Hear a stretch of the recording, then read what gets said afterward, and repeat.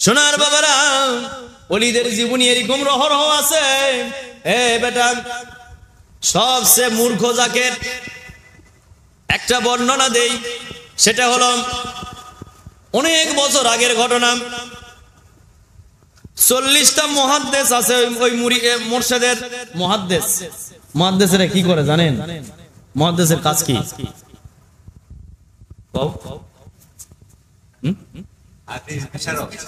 হাদিস বিশারদ, এবং ওরা লিখতেও পারবে। সুবহানাল্লাহ। 40টা মুহাদ্দিস দেখছে পীর সাহেব খেলাফত দিবেন। কি দিবে? পীর সাহেব বুড়া হয়ে গেছে, জানো হে আর বডি কিছু চলে না, লড়তে পারে না। কারণ জাহিরি বডি যখন বেশি কষ্ট পায় তখন পীরেরা বিদায় হয়ে যায়। বডিটা এখন মাজারের মধ্যে থুয়ে এখন রুহানিতে প্রেমের খেলা চলবে আবার। সুবহানাল্লাহ। মরে না আল্লাহর ওলি, ও তারা মাজারে শুইয়া, দেশ বিদেশ ঘুরে তারা কায়া বদলাইয়া, এ যে দেখিল নূরের চরণ, তারা পেল যে মারফত, স্বর্গের জ্যোতি মুক্ত হলো, আয়না হলো পথ। এ যে আল্লাহর আউলিয়ারা, তারা তরি কিনবা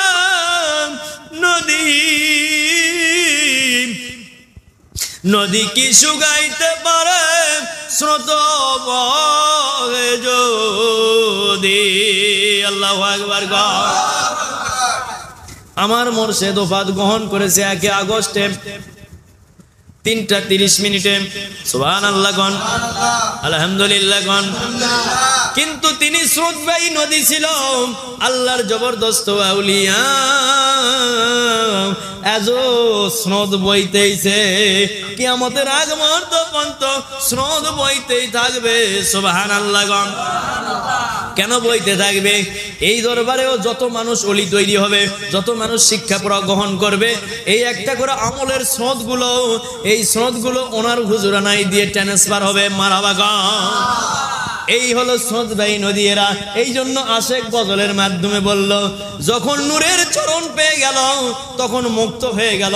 স্বর্গের যে জ্যোতিটা ছিল, জ্যোতি ছিল আন্ধার, কিন্তু যখন নূরের চরণ পেয়ে গেল তখন স্বর্গের জ্যোতিটা মুক্ত হয়ে যাইয়া মারফত পেল। সুবহানাল্লাহ।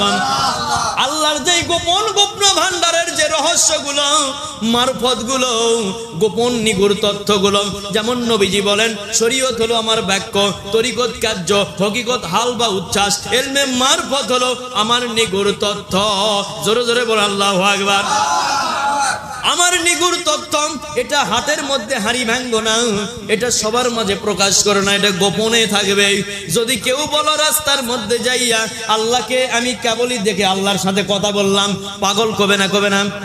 কিন্তু সম্ভব না? অসম্ভব? সম্ভব। আর সালাতুল মিরাজুল মুমিনিন, যে নামাজে মিরাজ হয় না, ওই নামাজ আল্লাহর দরবারে পৌঁছে না। আল্লাহ বুঝতে কামেন। মিরাজ মানে কি বোঝেন? Hand to hand, heart to heart. আল্লাহু আকবার। Hand to hand, heart to heart প্রশিক্ষণ। সুবহানাল্লাহ।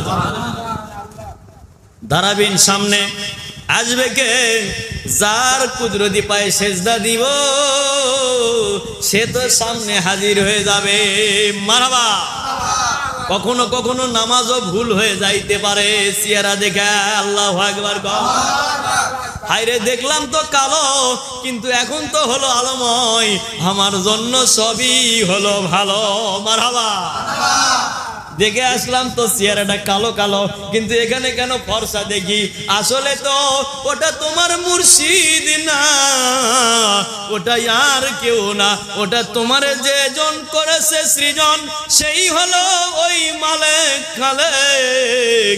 ওয়াদা করেছে নবীর সনে মিরাজের ঘটনায়। মারহাবা। মিরাজের ঘটনায় আল্লাহর রাসূল যখন আরশের পায়া জোরে ধরে কাঁদতেছিল, আল্লাহ আমি তো ওই নবী না যে আমি দেখলাম তোমারে প্রাণটা ভরিয়া আমার উম্মত তোমারে দেখবে না, সেই নবী আমি না। আমার উম্মতেরা কিভাবে দেখবে আমারে সেই ব্যবস্থা করে দাও। সুবহানাল্লাহ। আল্লাহ বললেন বন্ধু তুমি যেমন তোমার কথা বললে, আমি এবার আমার কথা বলতেছি। আমার নবী যাবে, আমি আল্লাহ দিব না, সেই আল্লাহ আমি না। সুবহানাল্লাহ। আরো জোরে মারহাবা। নারে তাকবীর, নারে রিসালাত। আমি সেই আল্লাহ না বন্ধু, দিয়ে দিলাম রে আমার দোস্ত। আপনার উম্মতদেরকে খুশির সংবাদটা দিয়ে দিবেন। কি খুশির সংবাদ? আসসালাতু মিরাজুল মুমিনিন, নামাজ হলো মিরাজ। আমি 5 ওয়াক্ত নামাজে আপনার মর্যাদার দিকে দেখে, আপনার চেহারা মোবারক দেখে আমি এসকে দেওয়ানা হয়ে আমি তো দরুদ সালাম পড়তেইছি এবং ওয়াদা দিলাম আমি আপনার মর্যাদার দিকে দেখে আমি 5 ওয়াক্ত নামাজে আপনার উম্মতদের সঙ্গে আমি নিজে দেখা দিব। সুবহানাল্লাহ। আপনার তো লিয়ে আসলাম বন্ধু আমার বাড়িতে আরশে আজিমে, আপনার মর্যাদার দিকে দেখে আমি নিজে যাব আপনার উম্মতের বাড়ি বাড়ি। সুবহানাল্লাহ। আল্লাহ দেখা দিবে। মারহাবা। এই জন্য ইমাম মালিক বলে ও দুনিয়ার মানুষ রে, আমার এই চর্মচক্ষে আমি আমার আল্লাহকে 100-র অধিক বার দেখেছি। আল্লাহু আকবার।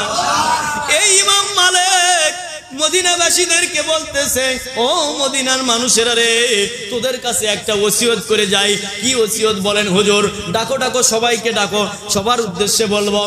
মদিনার চতুর্দিকে খবর দেওয়া হলো, ইমাম সাহেব ফতুয়া দিবে, বিদায় ভাষণ দিবে, মানে ওসিয়ত করবে। একটা বিদায় কালে বয়স হয়ে গেছে, বিদায় হয়ে যাওয়ার সম্ভাবনা। এই জন্য ইমাম সাহেব বলতেছে আমি একটা ওসিয়ত তোমাদের মাঝে বলে যাই। আমি ইমাম মালিক আমার সারা জিন্দেগির অর্জনকৃত থেকে একটা তোমাদেরকে উপদেশ দিয়ে যাব। সুবহানাল্লাহ। সবাই উপস্থিত, এটা দীর্ঘায়িত করব না, এটা এদিকে আমার আজকে আলোচনা নয়, কিন্তু এসে গেছে ওই ইমাম মালিক। তখন সবাই উপস্থিত হয়ে গেলাম। এবার ইমাম মালিক বলতেছে ও মদিনার মানুষেরা রে, মেহেরবানি করে আমার একটা ওসিয়ত তোমরা চতুর্দিকে প্রচার করে দিবে। আমি হয়তো বা বেশি দিন আর থাকবো না। আমার মনে হচ্ছে আমি আজকে ফজর থেকে এখনো পর্যন্ত আমার দয়াল নবীকে আমি দেখতেছি। ইয়া রাসূলুল্লাহ। মুসল্লি, শুধু আমার নবীকে নয় রে, আমি দেখতেছি সিদ্দিক আকবরকে, আমি দেখতেছি ওসমান গনিকে, আমি দেখতেছি হযরতে আলীকে, বিশেষ বিশেষ সাহাবী সহ ইমাম হাসান হুসাইন সহ আমার দরদি নবী মসজিদে নববীর মেম্বারের মধ্যে ওরা উপস্থিত। আমার এই চতুর্দিকে ওনারা উপস্থিত, আসন গ্রহণ করে আছে। না জানি রে আমি বিদায় হয়ে যাই রে, এই জন্য তরফর করে তোদেরকে ডাকলাম। আমার ওসিয়তটা তোরা সবার মাঝে পৌঁছায় দিবি। কি ওসিয়ত? ইমাম মালিক তখন ডাক দে বলে ও দুনিয়ার মানুষেরা, ও আমার মুসল্লিরা এখানকার, তোমরা ওসিয়তটা পৌঁছায় দিবে। কি ওসিয়ত? আমার ইমাম মালিক সারা জিন্দেগি ধরে যে পয়মাল করে আমি এলেম অর্জন করেছি, আমি এই মদিনার মরুভূমির দেশে আমি আজ দীর্ঘ 13টি বছর হলো আমি কোনোদিন জুতা পায়ে দেই নাই রে। আজ টাকা হয়ে গেল আর মদিনা হজ করবে চলে গেল। একদল মানুষ যায় না, যায় না, টাকা আছে জিয়ারত করবে চলে যাচ্ছে, উমরা করবে চলে যাচ্ছে, উমরা খায় গুমরা খাবার খাওয়া যাচ্ছে বারবার। কেন যাস রে? তোর দুনিয়ার ভিতরে দিনে তোর এলাকার মধ্যে দিনের কাজে একজন দিনের খাদেম কষ্ট পাচ্ছে, দিনের কাজে টাকার অভাবে বা বিভিন্ন অভাবের কারণে প্রতিষ্ঠান বিভিন্নভাবে সাজাতে পারতেছে না, কষ্ট পাচ্ছে। আর তুই গেছু উমরা করার জন্য, তুই গেছু হজ করার জন্য। তোর ওগুলা হজও আমার প্রয়োজন লাগবে না কখনো, তোর উমরাও আমার কোনোদিন প্রয়োজন লাগবে না, তোর সঙ্গে জীবনেও সাক্ষাৎ দিব না। আল্লাহ বুঝতে কামেন কম। তোর উত্তম হতো আমার ওই বন্ধু ওখানে খেদমত করতেছে, ওখানে ওই টাকাটা নিয়ে যা সহযোগিতা যদি করতে পারতি রে, আমি মদিনার নবী আমি তোর কাছেও যায় দেখা করতে পারি। ইয়া রাসূলুল্লাহ। এ দুনিয়ার মানুষ, আমি এই দীর্ঘ 13 বছর হলো আমি মদিনার এই দেশে আমি কোনোদিন জুতা পায়ে দেই নাই। তোমরা আমার কাছে প্রশ্ন করেছিলে, আমি আজকে উত্তরটা দিয়ে দিচ্ছি। জুতা আমি এই জন্য পায়ে দেই নাই রে, আমার দরদের নবী মদিনার এই জমিনের উপরে হেঁটেছিল, হেঁটেছে না হেঁটেছিল দুনিয়ার উপরে, এই মক্কা মদিনাতে হেঁটেছিল। আমার জুতার পাওটা যদি আমার দয়াল নবীজির পাও মোবারকের ওই ছাপের উপর যদি আমার এই জুতার পাওটা পড়ে যায় কোনো মতে, কোনোভাবে যদি পড়ে যায়, আমি তো দেখতে পাচ্ছি না, যদি পড়ে যায় তাহলে আমার বেদবি হয়ে যাবে। আর ওই বেদবিটা ধরে যদি আল্লাহ ধরে বসে তাহলে আমার সারা জীবনের এলেম নাই হয়ে যাবে। এই জন্য কোনোদিন পায়ে ফোঁসা পরে পড়ুক তাও জুতা পায়ে দিব না। কোনোদিন আমি জুতা পায়ে দেই নাই মদিনার দেশে। এতদিন কষ্ট করে যেটা অর্জন করেছি, এই অর্জন থেকে তোদেরকে একটা ওসিয়ত করে যাচ্ছি। আমার কাছে, আমি ইমাম মালিক, আমার কাছে ওই বিদ্যাটা সবচাইতে বেশি দামি, ওই বিদ্যাটা সবচাইতে বেশি দামি। সেই বিদ্যার নাম হলো হৃদয় শুদ্ধির বিদ্যা, আত্মা শুদ্ধির বিদ্যা। আত্মা শুদ্ধির একটা মাসালা শিক্ষা করে যদি কেউ ওই অনুযায়ী আমল করতে পারে রে, আমি ইমাম মালিকের কাছে 1000 কবুল হজের চাইতেও বেশি দামি। জোরে জোরে বলেন আল্লাহু আকবার। আচ্ছা, ইমাম মালিকের কাছে যে আমলটা 1000-এর চেয়ে বেশি, 1000 কবুল হজের চেয়ে বেশি দামি, ওই আমলটা দামি না কম দামি? তাহলে এখন ডের ব্যাটারির কথা শুনবেন না ইমামের কথা শুনবেন? ওয়াজ হলো এতক্ষণ, এতক্ষণ কি হলো? এটা হলো ওয়াজ, ওয়াজ করলাম এতক্ষণ সুর দিয়ে। আর ধীরে ধীরে যেটা হচ্ছে এটা হলো সুর ছাড়া, এটা হালকার মধ্যে যাচ্ছে। আর যেটা রানিং আছে ওটা হলো ওয়াজ। এই ওয়াজ করলাম এতক্ষণ, এর টাকা যেটা হচ্ছে হিসাব নিকাশ করে দিয়ে যায় যাওয়ার সময়, ঠিক না ব্যাটি? টাকা দিলাম তো বক্তালিল টাকা দিলাম না, ফিরে ফিরে ওয়াজও শুনবেন, আবার চলে যাচ্ছেন, আবার যাচ্ছেন, আবার ঠিক মতো আসিচ্ছিল না, কেরে বা তাকে ইমাম মালিকের কথা শোনা যাবে না? যাবে না? যদি শোনা যায়, কাল থেকে দাওয়াতের কাজে বেড়া যাও, দাওয়াতের কাজ শুরু করো। কোন দাওয়াত? হৃদয় শুদ্ধির বিদ্যার দাওয়াত। যে বিদ্যা মহামূল্যবান বিদ্যা, আমার নবী বলেন লা সালাতা ইল্লা বিল হুজুরি কলব, হুজুরি কলব ব্যতীত নামাজ রোজা কোনোটাই আল্লাহর দরবারে গ্রহণযোগ্য হবে না। সেই হুজুরি কলব হলো ওটাও হৃদয় শুদ্ধির এলেমের কথা আমার নবীজি বলেছেন। সুবহানাল্লাহ। আরেকটা বলেছেন, উল্লেখিত করেছেন কলবের বিদ্যা, তাজকিয়াতুল নফস, আত্মা শুদ্ধি। আল্লাহু আকবার। কম জেনে রাখো রে মুসল্লি, এলেম দুই প্রকার, তার মধ্যে মহামূল্যবান এলেম হলো কলবের এলেম। সুবহানাল্লাহ। কম যে এলেম একমাত্র পীর মাশায়েখদের কাছে পাওয়া যায়। মারহাবা। কিভাবে পাওয়া যায়? সবকের মাধ্যমে। কলব, রুহু, শের, খাফি, আকফা, আগুন, পানি, বাতাস, সর্বশরীরের বাতাস, বাইরের বাতাস, ভিতরের বাতাস, আগুন, বাইরের আগুন, ভিতরের আগুন, সুলতানুল আজগার, এগুলো সবকগুলো ওই পীরের কাছে আছে। খাটতে পারবি?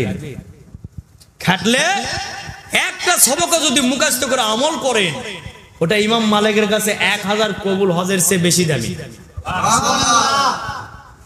একটা যদি হজ তোমার জীবনে কবুল হয়ে যায়, আল্লাহ তোমার জিন্দেগির গুনাহ মাফ করে দিবে।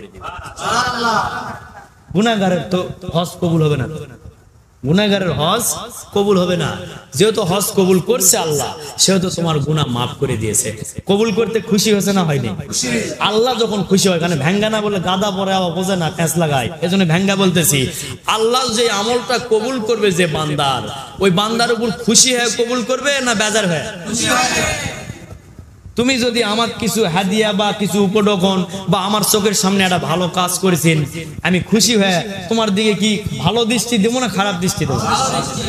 যে ওই মানুষটা বা ওই জ্যাকেটটা সুন্দর জ্যাকেট রে, যাক ভিতরে আর কোনো বদমাইশি নেই, এখন ভালো হয়ে গেছে, ভালোই আমল করতেছে, এই যে একটা নিঃশ্বাস শুধু খালি ছেড়ে দেয়, ওটা আল্লাহর দরবার থেকে রহমত হিসেবে তোমার কলবের মধ্যে চলে যাবে। পৌঁছায় দিবে কে? আল্লাহ পাক পৌঁছায় দিবে। কারণ আল্লাহ ঘোষণা দিয়েছে, রহমত মজুদ করেছি মুহসিনের কলবের মধ্যে, আমি মুহসিনের কলবের মধ্যে আমি রহমত মজুদ করে দিয়েছি। তোকে আমি অনর্থক ওর কাছে পাঠাই নাই রে বান্দা, তোর যা কিছু সমস্যা আছে ওর মাধ্যম দিয়ে সমাধান করে দেওয়ার জন্য তোর কাছে পাঠাইছি, তোর কাছে পাঠাইছি।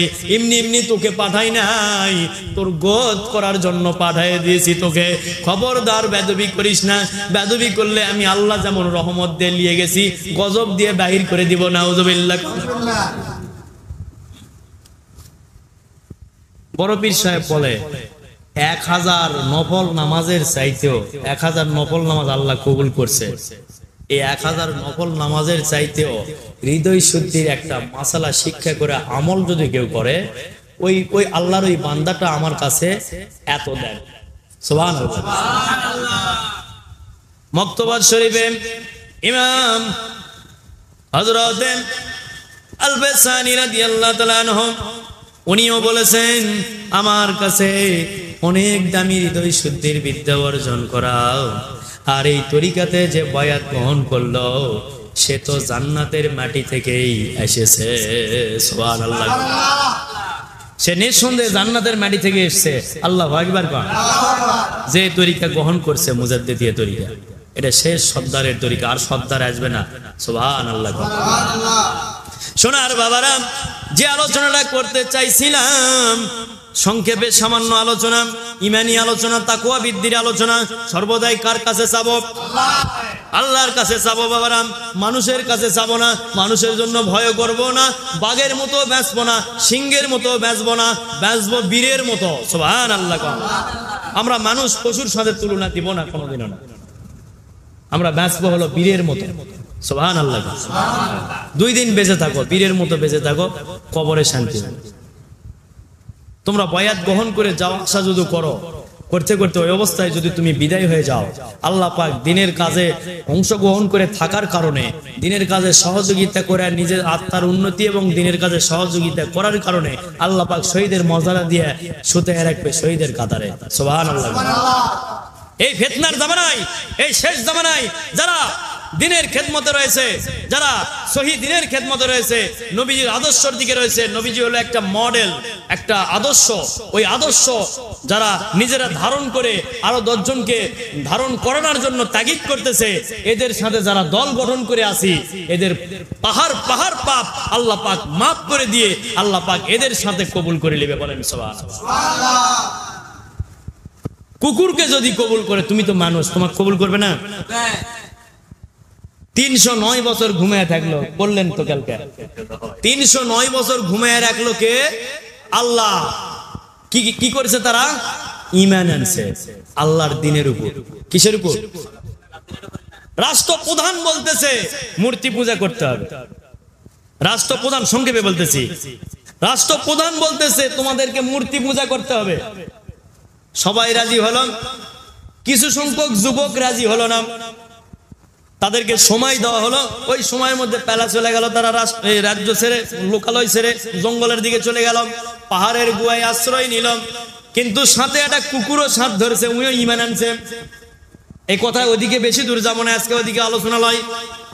সংক্ষেপে শুধু এইটুকু বুঝাতে চাইলাম, সেটা হলো ওই আশেকদের সঙ্গে ওরা তো এখনো আমল করেনি, কেবল আমলের উপর ঈমান আনছে যে না আল্লাহ মানবো, আমরা মূর্তি কেন মানতে যাবো, আল্লাহ মানবো, এটার উপর ঈমান আনছে। এই আনার কারণে আর ওদের পিছনে, আর আমরা তো আমল করতেছি, আর ওরা তো এখনো আমল স্টাডিও করেনি বা স্টার্ট করেনি এখনো, কেবলমাত্র ঈমান আনছে। এর মধ্যে আল্লাহ তার কুদরতি ব্যবস্থা করে দিল।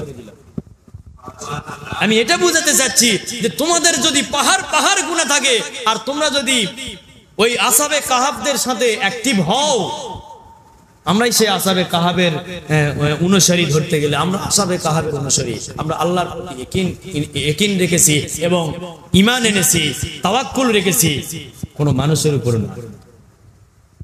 আমল নিজে করতেছি আর 10 জনকে করার তাগিদ করতেছি। তাহলে আমরা যদি ওইদিকে থাকি, আর ওলিদের পথ হলো কার পথ? আল্লাহর সহি দ্বীনের পথ, আল্লাহর সহি দ্বীনের পথ। অন্যান্য সকল দলের মধ্যে 19-20 থাকতে পারে, ওলিদের দলের মধ্যে কোনো 19-20 নাই। ওলিদের কথা আল্লাহ কোরআনে কারিমে ঘোষণা করেছে। সুবহানাল্লাহ। কাজেই কুকুর মাপ পেয়ে গেল। কুকুরের তো মানুষ, কুকুরের চেয়ে তো নিকৃষ্ট মানুষ নয়। মানুষ কি নিকৃষ্ট কুকুরের চেয়ে? আমি হয়তো বা পাপ করেছি পাহাড় পাহাড়, কিন্তু আমি তো মানুষ। আল্লাহ আমি হয়তোবা আমল করে তোমাকে খুশি করতে পারিনি, কিন্তু তোমার ওলিদের পক্ষে আছি এবং তোমাদের ওলির পক্ষে থাকা ওলিরা যেভাবে আমল করতেছে ওইভাবে আমি আমল করার জন্য চেষ্টা করতেছি আল্লাহ। কিন্তু আমি আমাকে চিনি একটু হলেও, আমি অনেক পাপ করে এসেছি আল্লাহ, তুমি আমারে মাফ করে দাও। আল্লাহ পারে না পারে না? ওই কুকুরক যেমন মাফ করে দিয়ে কোরআনে কারিমে কুকুরের কথাও বলেছে। এবং সূরা কাহাফ সূরা পর্যন্ত একটা নাজিল করলো কোরআনে কারিমের মধ্যে, 114টার সূরার মধ্যে একটা সূরার নাম হলো সূরা কাহাফ। আল্লাহ পাক সূরা কাহাফ পর্যন্ত সূরা পর্যন্ত নাজিল করলো, আর আমরা দিন রাত আমল ওয়াজিবে টানতেছি। আমাকে সূরা নাজিল না করুক, রহমতটা কি দিবে না? অলরেডি দিয়ে দিয়েছে, বাকি থইনি। কারণ আল্লাহ দুনিয়াত পাঠানোর আগে আল্লাহ রেজেক টেজেক যা কিছু লাগবে দিয়া পাঠাছে সব। সুবহানাল্লাহ। এবং আমাদের জন্য আয়াত নাজিল করেছে, আমাদের জন্য অনেক আয়াত নাজিল করেছে। খালি একটা সূরা লয়, অনেক সূরার মধ্যে আমাদের কথা বলা আছে। সুবহানাল্লাহ। এবং রহমতের ভান্ডার, মুর্শিদের কলব, সেটাও আল্লাহই দলিল দিয়ে রাখছে। সুবহানাল্লাহ। কাজেই তোমাকে ওর কাছে পাঠিয়ে দিয়ে তোমাকে ঠকে দেয়নি আমি, তুমি ঠকে যাওনি। তুমি খালি ঘোষা মাজা করে দেখো, তোমার যা প্রয়োজন আমি আল্লাহই সেটা দিয়ে দিব ওর মাধ্যম দিয়ে। সুবহানাল্লাহ।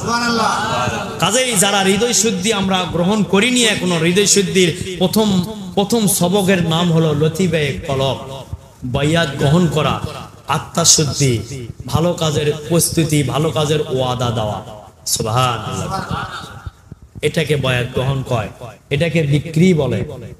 কাজেই লাপালাপি ঝাপাঝাপি না করে সুন্দর করে বায়াত গ্রহণ করে আমল করার জন্য চেষ্টা নিজেরাও করো, নিজের আহাল বুনিয়াদ যারা আছে তাদেরকেও বাঁচানোর চেষ্টা করো। কোথায় থেকে? আল্লাহর কবরের আযাব এবং জাহান্নাম থেকে। আল্লাহ বুঝদান করুক, আমিন। এবার সোনার বাবারা, দুইটি ভাই, কয়টি ভাই? দুইটি ভাই, দুটাই অমুসলিম। কি মুসলিম? অমুসলিম, দুটাই অমুসলিম। আর ওই যে মিনাজ যে সুন্দর আলোচনা করছে, ওই আলোচনা যার জীবনীর কথা বলতেছে তার নাম আর অন্য কেউ নয়, ইমাম আবু হানিফা রহমতুল্লাহ আলাই। 18 বছর বয়সে এই 3টা প্রশ্নের জবাব দিয়েছিল। সুবহানাল্লাহ। কত বছর বয়সে? 18 বছর বয়সে ইমামে আজম আবু হানিফা রহমতুল্লাহ আলাই উনি এই মাসালা উনি জবাব দিয়েছিল। এই মুহূর্তে আল্লাহ কি করতেছে? এই মুহূর্তে আল্লাহ কি করতেছে? এই মুহূর্তে আল্লাহ কি দেখতেছে? কেমন করে দেখতেছে? এই মুহূর্তে আল্লাহ পাক কোন জায়গায় অবস্থান করতেছে? সুবহানাল্লাহ। এইরকম 3টা প্রশ্ন, 3টা প্রশ্নের উত্তর দিয়ে দিছে। ওইদিকে যাব না আমি, ওই প্রশ্নগুলোর উত্তর আছে। সুবহানাল্লাহ। এ প্রসঙ্গে আমিও, আমার সাথে একটা ক্যাসাল ব্যাধি ছিল দীর্ঘ 10-11 বছর আগে। বাজারের মধ্যে এক মুফতির সাথে, নাম বলতেছি না, ঠিকানাও দিচ্ছি না, তবে অনেকে জানে, ওয়াজ যারা শুনবে, বাজারের মধ্যে 2-1 জন ওয়াজ আমার শুনে, ওই যখন শুনবে এই ওয়াজটা তখন উনিও বুঝবে যে কার কথা করছি আমি। সুবহানাল্লাহ। সে এখন আর সেখানে নাই, ওখানে আছে। মারহাবা। যার সাথে করেছিলাম, ওকে বলেছিলাম হাজিরান মজলিসে এইভাবে মিলাদ হচ্ছে বাজারের মধ্যে, ওই মিলাদের মধ্যে আমি ডাইরেক্ট দাঁড়ায় বলেছিলাম, এই মুহূর্তে যদি তোর টুটি ধরে ফেলে দেই, তোকে খুঁজে পাওয়া যাবে না তোর মতো এই ডের ব্যাটারি মুফতি, আজাজিলের দোসর তুই, নাউজুবিল্লাহ। এই তোর পিছনে নামাজ হবে না, ফতুয়া দিছিলাম আমি। সেই কি আলোড়ন সৃষ্টি হয়ে গেছে, প্রচুর মানুষ জড়ে গেছে শহরের মধ্যে, প্রচুর মানুষ জড়ে গেছে। সেখানে এখন কথা কথন হচ্ছে, আমি আমার মতো মানুষ বসবে না এখানে। তুই মিলাদের নাম দিয়ে তুই আবার করছিস তুই মিলাদ পড়া হারাম, বেদব, তুই কোরআনই তো বুঝিস না এখনো, তুই কেমন করে মুফতি হসুরে? মিলাদ দিয়ে কোরআন শুরু, মিলাদ দিয়ে হাদিস শুরু, তুই কোরআনই তো বুঝিস না, হাদিসও বুঝিস না, তুই মুফতি হলি কেমন করে? এই সমস্ত জাহেলদের কারণে সমাজের মধ্যে ফিতনা সৃষ্টি হচ্ছে। এই সমস্ত জাহেল মৌলবীদের কারণে রাষ্ট্রের মধ্যে আজকে এই গজবের মধ্যে পড়ে গেছি আমরা। এই মৌলবীগুলোর কারণে গজবের মধ্যে পড়ে গেছি। তাছাড়া পারমাণবিক বোমা এই বাংলাদেশে এমন কোন বাপের লাল নাই যে ফুটাবে। অলির দেশ এই বাংলাদেশ, অলিরা যখন হাত তুলবে আল্লাহর কাছে পারমাণবিক বোমা যেখান থেকে আসছে ওখানে যা ফুটবে। আল্লাহু আকবার। ঈমানের তাকওয়া এইরকম আসবে অলিদের। কিন্তু আজ এই বেদবদের কারণে আমরা সেই রহমত থেকে বঞ্চিত হয়ে গেছি। আল্লাহ বুঝতে কামিন কম। পুরুষ এবং সুপুরুষ, যে পুরুষটা আমার নবীর বিধানকে ফলো রেখে রাষ্ট্র পরিচালনা করবে, এমন পুরুষ আল্লাহর কাছে আমরা চাচ্ছি। সকলে বলি আমিন, আরো জোরে বলি আমিন। আমরা কোন দল ক্ষমতার যাবে, আমরা কোন দলের পক্ষে নয়। বহু দল এই বাংলাদেশে আছে, আমরা কোন দলের পক্ষে কথা বলতেছি না, আমরা নবীজির দলের পক্ষের কথা বলতেছি। ইসলামিক দলও বহু আছে, কোন দলের নাম বলতেছি না, কোন দলের পক্ষেও নয়, বিপক্ষেও নয়, পক্ষেও নয়। আমরা আল্লাহর দিনের কাজ করতেছি। পীর মাশায়েখের দলেরা আমরা আল্লাহর কাছে সাহায্য চাচ্ছি। উই বসা দেখ কাক বসা দিবে, ওর বান্দার ভালোর জন্য, বান্দা বান্দির ভালোর জন্য কাক বসায় দিবে, সেটা উনি দেখ। আমরা দীর্ঘদিন থেকে আমল করতেছি এই রাষ্ট্রের শান্তির জন্য, আমরা চোখের পানি ফেলতেছি, আমলও করতেছি দীর্ঘদিন থেকে। আল্লাহ বুঝতে কামিন কম। কিন্তু মানে ছোট পরিবেশে দরবারটা আছে এখন, 100 বছর আগের দরবার নয়। তাই আমার ফতুয়াটা সারা পৃথিবীর মধ্যে, সারা বাংলাদেশে আলোড়ন সৃষ্টি করে না, সারা বাংলাদেশের ব্রেনের মধ্যে ঢোকে না। ও ওর দোয়ায় আবার কত দূর পর্যন্ত গেছে। কিন্তু আমরা যে দোয়াটা এটি প্রকাশ্যে যে কয়জন মিলে করছি, সে অনুযায়ী তো কাজও হওয়া দেখিচ্ছি। তাহলে সাকসেস হয়েছি না হয়নি? তোমাকে এই ঘটনা ঘটার আগে তো তোমার বাড়িতে কোনো আমি কি কোনো সেগুলাই তো হয়েছে না, হয়নি? তাহলে আগে তো বললে তো হলো। তাহলে আমি জানে না মারা বাবা। আমরা সকলের শান্তি চাচ্ছি, আমরা কারো পক্ষে নয়। তুমি অশান্তি করতেছিস, তাই তোমাকে একটু রানিং থেকে একটু সাইডে চাওয়া হচ্ছে, আল্লাহর কাছে দরখাস্ত দেওয়া হচ্ছে। তুমি একটু সাইডে থাকো, আর যাই ভালো কাজ করবে তাই সামনে আসো। সুবহানাল্লাহ। মেলা কাজ করেছি না, এত কাজ করে কি করবেন? একটু এখন না কম কাজই করুক আর দিনের কাজটা করুক। সুবহানাল্লাহ। কিন্তু কোন দলের আমরা নাম বলতেছি না, আল্লাহর কাছে সাহায্য যাচ্ছি, ভালো মানুষ যেন হয়।